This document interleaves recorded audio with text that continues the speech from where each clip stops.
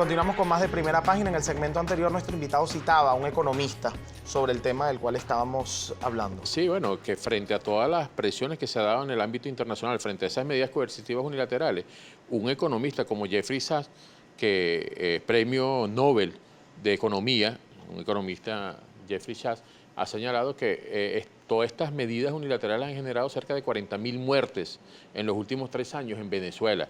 Este no es un economista chavista, ni es un economista de izquierda, un economista neoliberal que ha planteado programas neoliberales en países de desarrollo capitalista en Europa y en América Latina, y sin embargo ha señalado y ha sido publicado por el Centro de Estudios Económicos y Políticos de los Estados Unidos de que todas esas medidas violatorias del derecho internacional, todas esas medidas han sido medidas criminales contra el pueblo venezolano y que han generado cerca de 40.000 muertes. Antes de pasar a la lectura de los tuits, usted que ha estado tan cerca de esta lectura de economistas neoliberales y canales adversos al chavismo, pues imagino que supone, según su aseveración, que las potencialidades internacionales acarrean automáticamente una alianza por parte de los países, aboliendo la ideología y aboliendo un poco inclusive la historia, porque estamos en un siglo XXI donde la geopolítica ha cambiado. Teniendo en cuenta la potencia que significa hoy Estados Unidos, que usted mismo la ha reconocido, ante Rusia, porque no es comparable en este momento, ni siquiera por la proximidad territorial,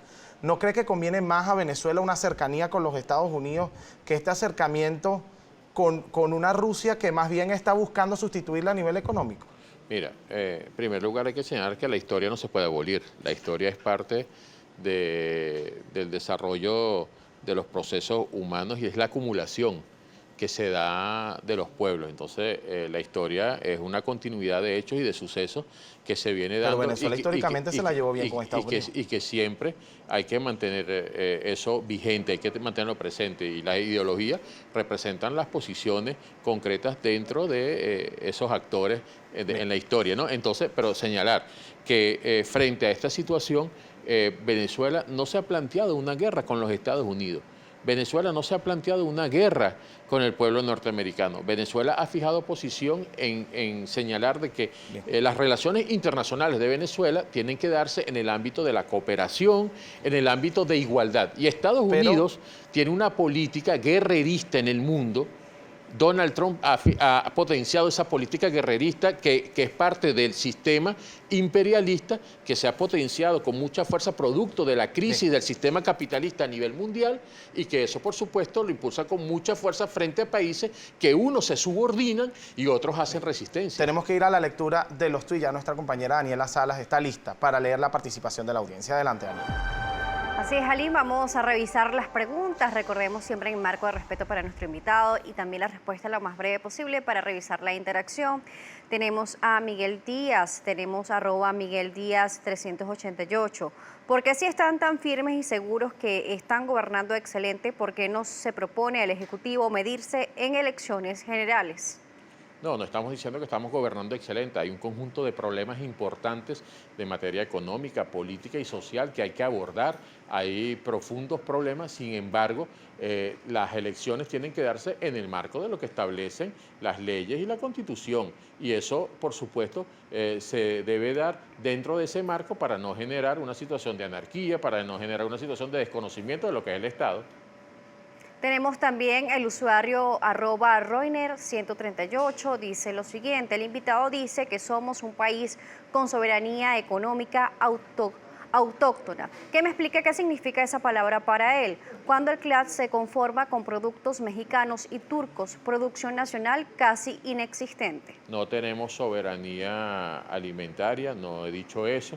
Hay que trabajar para impulsar el aparato productivo y poder avanzar hacia una soberanía que es lo que garantiza al final la independencia de cada uno de nuestros países. Bien, diputado, usted ha dicho que Venezuela, en el marco de las relaciones con los Estados Unidos, no busca realmente una confrontación, pero la diplomacia no es solamente un deseo, la diplomacia se expresa y en las declaraciones del gobierno del presidente Nicolás Maduro, siempre el discurso con respecto a los Estados Unidos es súper violento. Esto no supone un discurso conciliador. ¿Qué haces tú cuando alguien entra a tu casa con un arma y te bofetea y te dice que va a ocupar tu casa y que va a ocupar tu familia y tienes que dar alguna respuesta? las respuestas del gobierno no han sido las que han atacado al gobierno de los Estados Unidos, han sido en respuesta a amenazas, a agresiones, a todo un plan contra Venezuela para debilitar su economía, para debilitar su moneda, para generar un cerco internacional que no le permita a Venezuela adquirir alimentos y medicinas en el ámbito internacional. O sea, todo ello se ha venido impulsando de parte del imperialismo norteamericano, que está conformado por el gobierno de los Estados Unidos como su instrumento más poderoso y de gobiernos aliados como gobiernos europeos y gobiernos subordinados en el caso de gobiernos latinoamericanos. El programa, me quedan pocos segundos. Casi 60 países respaldan a Juan Guaidó. Usted habla de una mayoría. ¿Cuántos países respaldan a Maduro? Eso, la mayoría de los países del planeta, y muchos de esos países que tú has señalado, esos 50 o 60, han ido retirando ese apoyo. Ya muchos, por ejemplo, en el caso de Brasil, que Guaidó considera que es un gobierno aliado, retiró credenciales del nombrado representante de Guaidó en ese país. Pero el canciller dijo que sigue respaldando a Guaidó. Muchos países han venido desconociendo porque se ha ido desenmascarando lo que es este plan contra Venezuela. Tenemos que despedir. Muchísimas gracias a Yul Yapur por su presencia acá en Primera Página. Gracias a ustedes por la sintonía, por la participación. Y pues nos toca despedir. Será hasta mañana a las 6:04 de la mañana por acá por Globovisión. Quedan en manos del Solidario.